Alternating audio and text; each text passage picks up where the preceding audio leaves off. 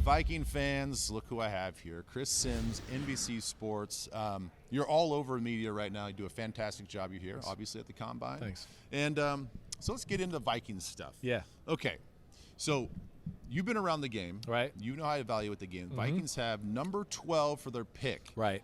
All right, there's a defensive coordinator change, a whole new staff change, maybe switching to a 3-4. There's been this big hot debate. Sure. We need pass rush help, right, and we need corner help. Right. Your estimation, which one's more important? Yeah, sure. I mean, if you're just going to go base level, right, just go which one would I rather have for my defense, I'm going to go with the pass rush help. I mean, just at that. Now, it has to match up with the value of where you are, too.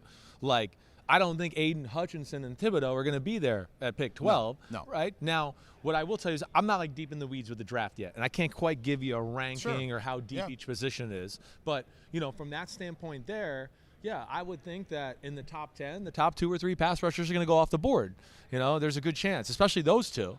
So I would think that the corner is going to be available. Now it's going to be on the Vikings to whether they want to make a move, how desperate are they there at that situation, you know, in that situation where they feel like, okay, we need the outside linebacker pass rusher type, you know, but those are certainly 2 needs without a doubt. I do see that. And I think it's cool they're going to the 3-4, honestly. Yeah. I will. I mean, I think. Why is that? Well, because I think it's more of a pain in the ass. I'm sorry for my language you can there. Say that. Okay, good. Yeah. Is for offenses. There's just more things to worry about with the 3-4 fronts. There's a little bit more versatility in what they do. It messes with how a guy like Kevin O'Connell, this is probably why he likes Ed Donatel, because he goes, man, when I organize game plans in a running attack for the 3-4, there's just so many different ways they can line up, too, within that gives offenses issues. It's cloudy. And same with the blitz packages. Same thing. You know, it's just like, wait, there's 4 linebackers, there's 3 linemen. Well, there's a different amount of combinations they can bring, but within that, you have to change around your personnel completely because you've been a total 4-3 team. So what would scare you the most as a former quarterback, as you were? Right. What scares you the most is you walk up to the line, you're like,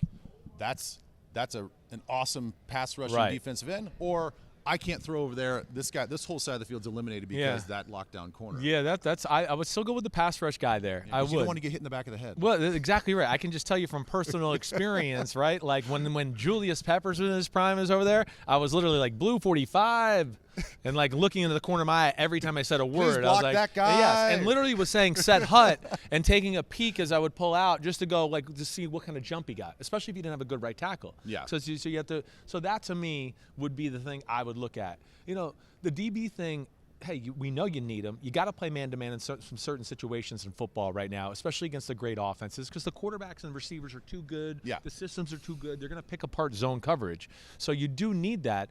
But with also in that, I guess what I look at, too, that takes away from the DB case in point here a little bit is, you know, the offensive coordinators, the Kevin O'Connells of the world, they're so good at getting their best receiver in a position to where now the best corner can't really cover him or he can't bump him because we put him in the slot and a stack and do all that, right? That's a good point. That's, to me, where I edge on the pass rush, but it's got to be the right value at that point, too. So for you guys keeping track at home, I think we've asked this question several times, and I don't think we've had one analyst yet say, and you guys behind the camera, have we ever had one analyst say that they would go corner over pass rush?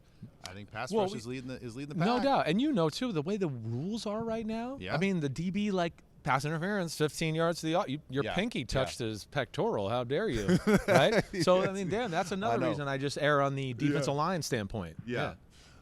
So we have, new head coach, new general manager, both rookies in the draft process. Yeah. There can be some good things and some bad things associated with that. Sure. In your estimation, what are some of those good things and bad things as far as them evaluating the Vikings draft for the first time? I mean, listen, I don't look at a whole lot of bad. I don't. I think really all the guys you talked about as first-timers, I mean, they've been around experienced people. So, yeah, but they've lacked experience as far as calling the shot. That's my only negative I look at. Yeah. But you got 2 guys who are coming in the door together that are going to be able to, like, build a relationship and have a vision together, which I think are positives. They're young. They're energetic. They got a great way and charisma and ability to connect to younger players. The 2022 player, not, 1984 NFL football player. Yeah. It's a different world here in the NFL now. So that, to me, is where there's a big jump-off point. O'Connell, of course, coming from McVay and some of the other offensive systems he's been around, he's cutting edge as far as what he does on the offensive side of the ball. Mm-hmm. And I think you add that on to there's a toughness like McVay. We know the offense is great, but they always ran the ball. They never get away from it. They don't become pass happy. So I look at at that, with the GM, and the GM, it's almost the same story. I can tell you personally about the GM that Kyle Shanahan was disappointed he got out of the building in San Francisco like 5 years ago. He was disappointed. He's flat out told me, he's like, it was a mistake. We should have never let him out of there. So for Kyle to say that means the guy knows football. Kyle's one of my good friends. I know that. And so I look at that too. Again, another guy, to me, with these first-time guys, we don't have a track record. I'm more about where they came from, the people they learned from, and the environment they were in. And those are the first things I look at to connect dots, right? And go, okay, there's a lot of positives there. And the places they were at, they knew how to build teams and build a roster, and they understand the game in a totality way. And that's where I think the positive thing is with the first-year guys. Fair enough. Yeah. Fair enough. Let me ask you this as we kind of get out of here is it seems like a lot of head coaches have a quarterback background, and you're a quarterback as well. What is it about you quarterbacks that make it seem like it's an easier transition or something that is a beneficial to being a head coach? I think the advantage the quarterback has is, especially if you got to be around some good coaches, some good offenses, some other head coaches, right?